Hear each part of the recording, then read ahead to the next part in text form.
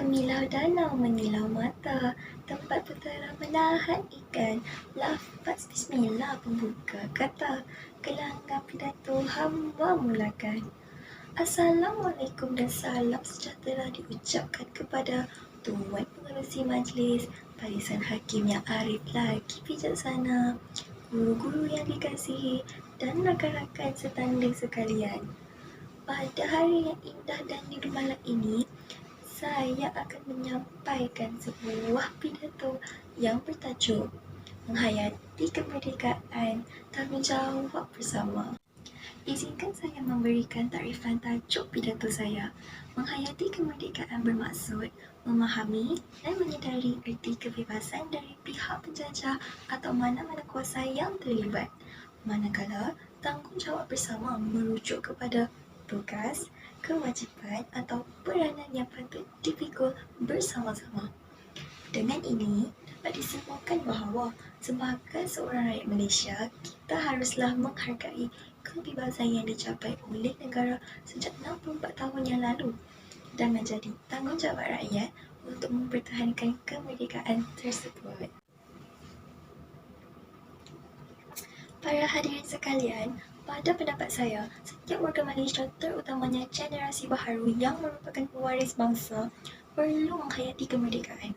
Menyingkap kembali sejarah kemerdekaan, kita sewajarnya berterima kasih kepada para pejuang bangsa yang begitu gigih dan bersusah payah merealisasikan impian mulia ini. Ada dalam kalangan mereka yang terpaksa bergolak bergadai semata-mata untuk pergi ke London bagi merundingkan hal kemerdekaan. Antara pejuang kemerdekaan tanah air termasuklah almarhum Tunku Abdul Rahman Putra Al-Haj, Tun Tan Chin Long dan banyak lagi. Janganlah hendaknya apabila gemar merdeka dilaungkan pada setiap 31 Ogos, barulah kita mengenang kembali jasa mereka.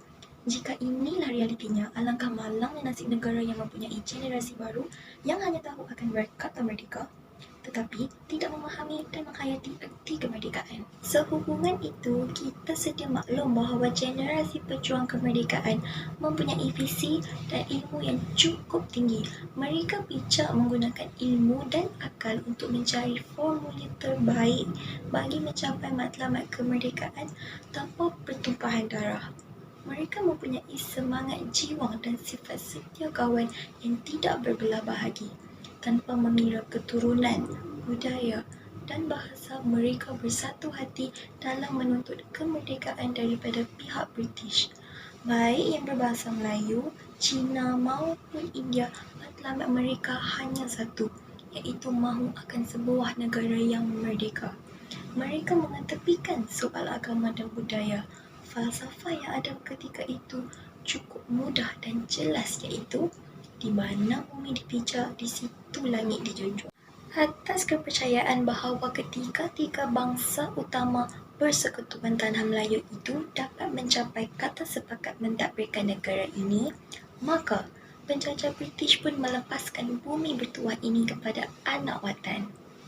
Para hadirin sekalian, persoalannya di sini, apakah peranan ibu bapa dalam menerapkan penghayatan kemerdekaan dalam jiwa anak-anak? Sesungguhnya tidak dapat dinafikan bahawa ibu bapa memainkan peranan yang utama dalam menyuburkan semangat kemerdekaan dalam jiwa anak-anak. Ibu bapa seharusnya sentiasa membawa anak-anak melawat ke tempat-tempat yang bersejarah. Contohnya, bandar bersejarah Melaka. Di situ terdapat pelbagai bangunan tinggalan sejarah. Amalan ini dapat melahirkan minat untuk anak-anak mengetahui latar belakang pembentukan negara dan seterusnya akan wujud jiwa semangat kemerdekaan dalam jiwa anak-anak. Tempat-tempat bersejarah seperti Lembah Bujang, Seri Menanti dan sebagainya boleh dijadikan sebagai destinasi lawatan. Seterusnya, generasi baru perlu juga ditanamkan dengan nilai-nilai kesyukuran terhadap kebebasan yang dikecapi. Mereka perlu dididik tentang harga suatu kemerdekaan. Lazimnya, manusia cepat menjadi pelupa dan alpa. Mereka selalunya akan menghargai suatu apabila telah kehilangannya. Maka, anak-anak mereka perlu diingatkan agar sentiasa mempertahankan kemerdekaan negara tidak kira dalam apa-apa keadaan sekalipun. Sesungguhnya, negara kita tanggungjawab kita. Tidak ada bangsa lain di dunia ini yang sanggup mempertahankan hak dan maruah kita sebagai bangsa yang merdeka dan bebas, melainkan diri kita sendiri.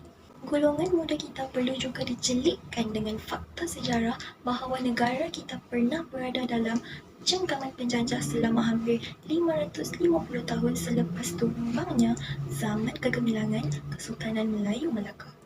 Tanah air kita pernah berada di bawah pemerintahan penjajah bermula dengan Portugis, Belanda, Inggeris, Jepun dan dengan pemerintahan semula Inggeris.